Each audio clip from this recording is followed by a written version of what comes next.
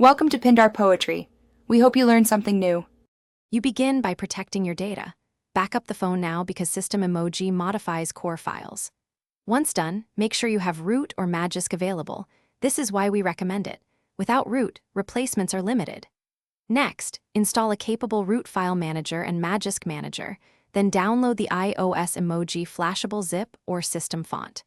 You're starting the change. Perform each download on the device and keep files in an easy folder for the next steps. Now you execute the replacement. If using Magisk, add the emoji module and enable it because Magisk will overlay system files safely.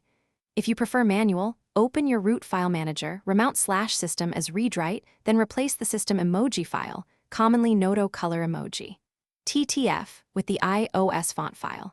Make sure to set file permissions to RWRR0644 so Android can read it.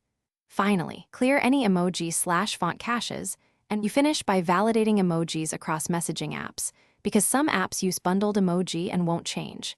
If the system fails to boot, use Recovery or Magisk Uninstaller to remove the module and restore your backup. This is the key recovery path. Make sure to reapply correct permissions or reflash the stock font if things look wrong. If emojis appear inconsistent, clear app caches or reboot again, and then test one app at a time to confirm the system-wide update. Thanks for watching. Consider subscribing if we helped you.